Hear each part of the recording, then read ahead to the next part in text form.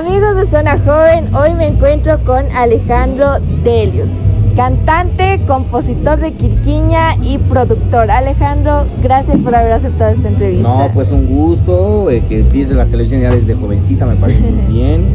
Los sueños están ahí y hay que cumplirlos. Y bueno, un abrazo a Palenque TV, al programa, a todo el mundo. Gracias por venir, eso es importante. A ti, Alejandro, por tu tiempo. Gracias. Alejandro, tienes una voz increíble, hay que decirlo. Muchas gracias. ¿Cómo y cuándo es que descubres el talento en tu voz? Me parece que a los 8 años me empiezo a interesar más por el canto, ¿no? Porque creo que desde que he nacido había mucha música en mi casa, mucha música. Entonces empecé a darme cuenta que mi voz tenía más potencia que de los demás. Y donde nació todo fue cuando había un compañero en el colegio, que creo que estaba varios cursos mayor, que era el cantante del colegio, digamos, y cantaba bienísimo.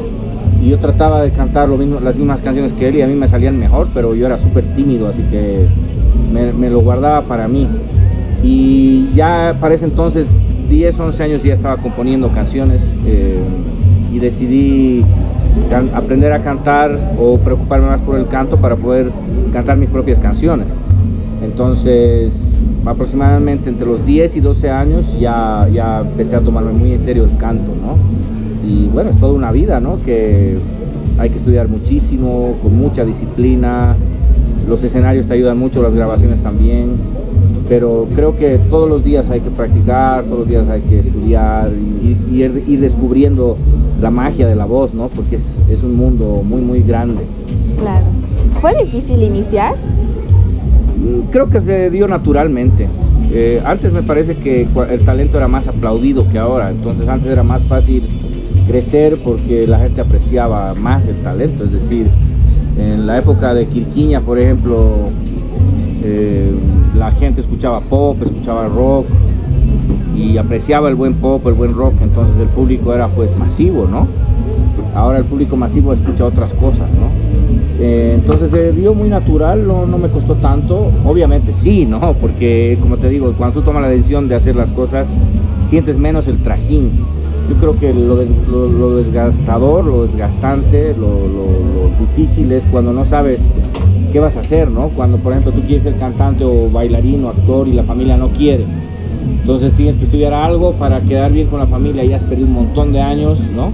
Sin embargo, yo estudié en la universidad por hobby, ese es otro tema, pero yo siempre quise ser cantante, componer mis canciones, entonces no me costó tanto realmente, más que mi empeño y mi esfuerzo, pero los obstáculos no fueron tan grandes. ¿Y qué opinaba tu familia al saber que querías dedicarte a la música? Bueno, mi familia es de ingenieros, imagínate, entonces era un poco difícil. Sin embargo, antes, por ejemplo, me imagino que era así, no debo decir en todas las casas, pero por lo menos en las casas de mi familia había mucha música, muchos equipos de música, desde cinta, tocadiscos, todo tipo de...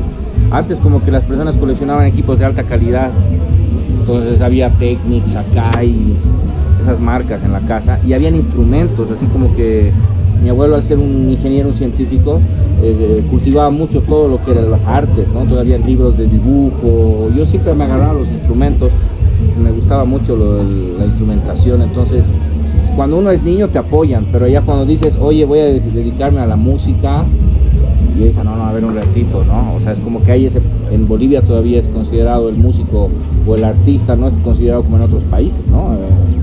En Alemania, por ejemplo, el artista es lo máximo, en la misma sociedad ve a los artistas como lo máximo, ¿no?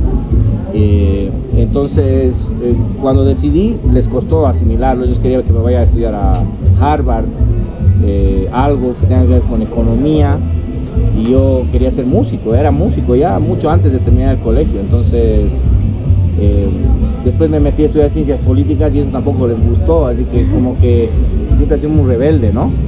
Entonces ya después, cuando tienes éxito, empiezas a ganar mucho dinero y qué sé yo, allá la familia aplaude, ¿no? Pero en un principio sí, mi mamá, por supuesto, mis abuelos. Mi papá no me apoyó mucho al principio, pero después, bueno, nunca le gustó mucho este mundo, ¿no? Pero ha sido interesante el proceso. ¿Y qué es lo más difícil de esta carrera? Yo creo que lo más difícil del arte en general es en Bolivia es un problema, ¿no?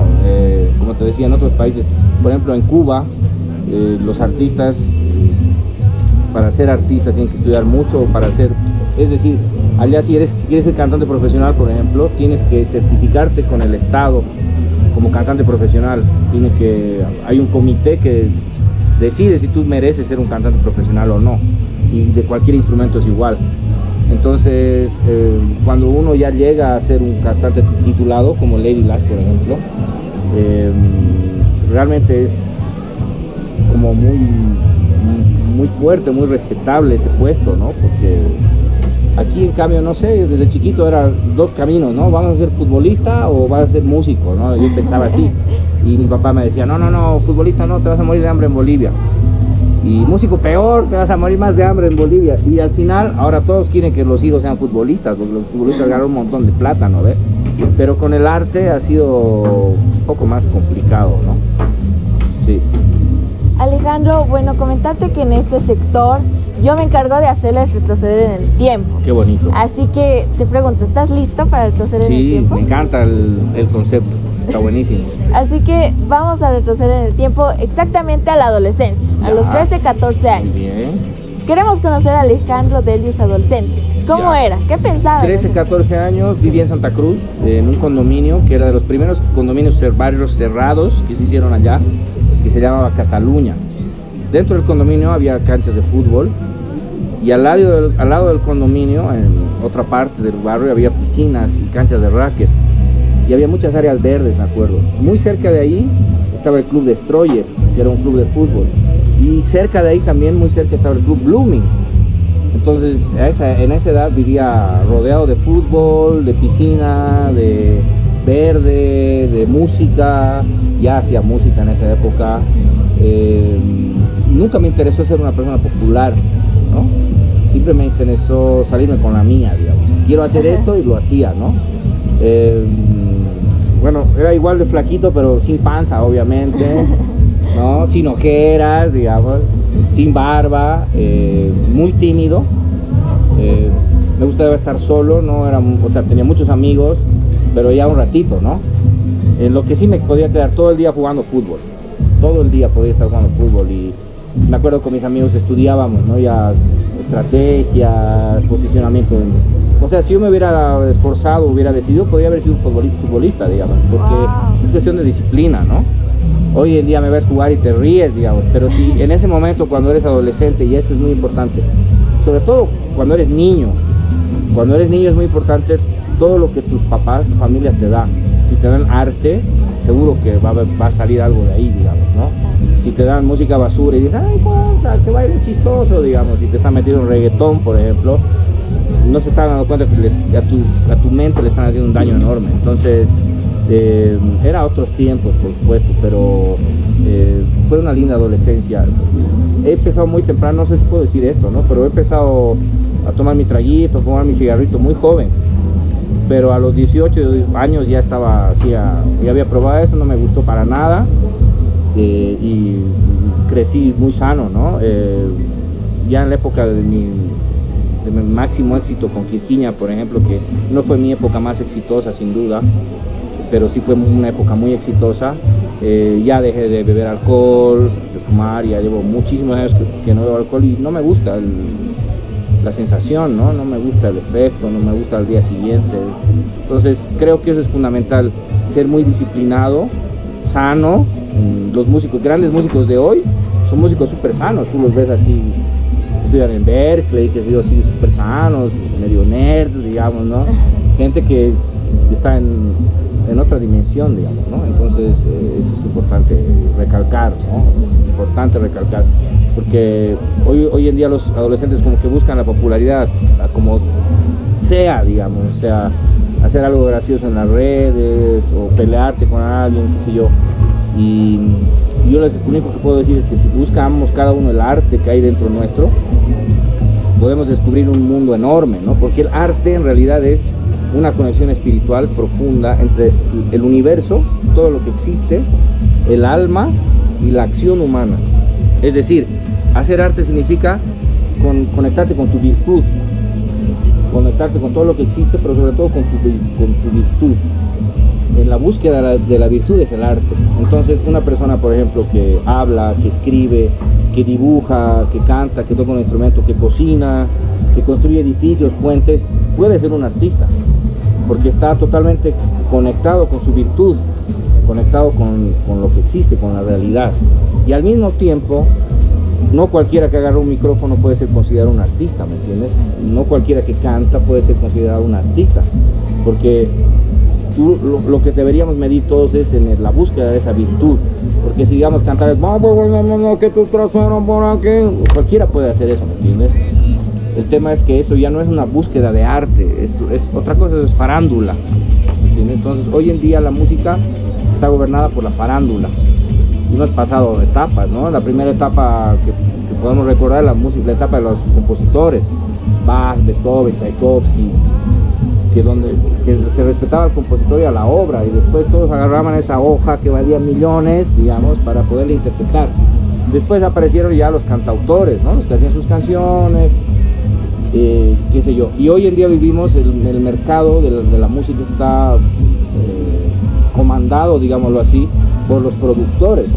Es decir, yo produzco esta cosa, aunque sea una basura, pero pega, y voy a poner a cualquiera que se anima a disfrazarse y a salir adelante. Entonces tú ves cantantes que llenan estadios, cobran millones, pero en realidad son simplemente objetos. O sea, ha pasado mucho. Hay un grupo, por ejemplo, de chiquitos que eran los RBD mexicanos, que llenaban estadios, pero los productores no les daban su parte, o sea, les pagaban su sueldito. Entonces ellos, gracias a ellos crecía la banda, pero ellos recibían suelditos. Y eso pasa en todo. Entonces tú ves a un gran cantante de reggaetón que dices, ¿por qué un tipo tan malo, tan mediocre, tan inútil, pero que se disfraza de esa manera, tiene tanto éxito? Porque vivimos en el mundo, en el momento de los productores. No importa quién trabaje, o sea, mañana Bad Bunny se pelea con el productor, desaparece y ponen otro, ¿me entiendes? Son así como la comida desechable, como los vasos desechables. Entonces yo hago esa división. Lo que hagas en la vida, hazlo de manera magistral, de manera artística, y te va a ir bien, ¿sabes? Aunque seas como yo, medio renegón. Bueno, no soy renegón, mentira. Soy sincero, honesto, de frente, frontal. Si algo me parece mal, te lo digo, ¿no? Pero siempre vas a ser feliz si tu motivación es la virtud. Eso es muy importante. Hasta cuando tú cocinas el desayuno para tu mamá, lo tienes que hacer con virtud. O sea, perfecto, ¿me entiendes? El corte del pan, el tostado del pan, la cantidad de mantequilla o la cantidad de lo que tú quieras. Si tú haces todo en la vida así, desde todo, desde hasta lo que piensas, que esté bien ordenadito, bien, que hay una lógica de pensamiento, que lo que digas tenga relación con quién eres, yo creo que eso es maravilloso. Entonces, por eso busquen el arte dentro de ustedes, eso es muy, muy importante. Qué lindo. ¿Y crees que a esa edad es importante pensar en el futuro? Sí, claro, o sea, cuando eres adolescente tienes que pensar en el futuro. Mucha gente dice ahora de moda hay que pensar en el presente, y está bien, pero por ejemplo, si en el presente para ti es ya, mañana voy a despertar y prometo no hacer renegar a mi mamá, prometo terminar mi tarea, prometo ordenar mi cuarto, prometo decir cosas importantes o pensar en hacer sonreír a alguien, hacer sentir bien a alguien, y tú te despiertas con esa actitud, ya has pensado en el futuro y estás viviendo al mismo tiempo tu instante. Pero yo creo que lo más lindo de la vida es planear y llegar a ese objetivo. Entonces hay que mirar al futuro porque, no sé, no todos los países son ricos. En algunos países de Europa o de Asia tú puedes ser un adolescente, no hacer nada y el Estado te va a dar todo, tu seguridad social. Pero en países del tercer mundo subdesarrollados como los nuestros, si eres un vago vas a terminar en la calle, ¿entiendes? Porque aquí no hay una seguridad social, no hay nada. Entonces mejor es buscar virtud, ser feliz buscando la virtud, y así automáticamente te va a ir bien en lo que hagas, en lo que decidas. Alejandro, una bonita anécdota que recuerda de su adolescencia. Los aplausos de la gente, la libertad que se vivía antes. Tú ibas por la carretera en el colegio, en Santa Cruz, en el oriente, por ejemplo, y los bichitos se chocaban con el vidrio. Estabas en contacto con la naturaleza. Hoy ya no ves eso, es imposible. Hoy ya no hay ni árboles, digamos, ¿no? Entonces, me considero de las personas más felices del mundo o más dichosas del mundo porque he podido crecer, desarrollarme intelectualmente. Mis bases intelectuales se han desarrollado antes del internet y mi generación se ha adaptado al internet perfectamente. Quirquiña, que hace una banda enorme, cuando no había redes sociales, las redes sociales estaban empezando, entonces era otro momento y agradezco eso, haber pasado ese ciclo, ¿no? ¿Y una mala anécdota que recuerdes de adolescencia? Bueno, cuando falleció mi abuelito, que él, el que me inició en el arte, me compró mi primera guitarra. Era una persona muy estricta, pero era muy interesante, era científico, él inventó muchas cosas, fundó el Museo de Biología, fue de los primeros en hablar del cambio climático, fue el director de la Liga de Medio Ambiente, para mí eran muchas cosas, ¿no? Por ejemplo, en la casa mi abuela hacía el pan, porque mi abuela era chef, y recuerdo que mi abuelo así medía el pan con su mano, el peso, y decía, no, está muy pesado, papá, y lo tiraba, digamos, porque eso me parecía un abuso grotesco, pero para él era la perfección, la lucha, ¿me entiendes? O sea, el pan tenía que tener la cantidad de ingredientes perfecto para que pese perfecto, digamos, y obviamente yo decía, debería hacerlo él, pues, ¿no? No tiene por qué gritar a mi abuela, digamos, pero tampoco era una persona agresiva, simplemente esos sucesos de búsqueda de la perfección. Y me dolió mucho cuando murió, yo estaba en el colegio todavía y fue difícil, de verdad. Sí. ¿Y de dónde sale la fortaleza para seguir? De uno mismo, no, o sea, no sé cómo explicarlo, estamos hablando de retroceder en el tiempo. Vivimos en la tercera dimensión donde el tiempo vale mucho, el tiempo y el espacio.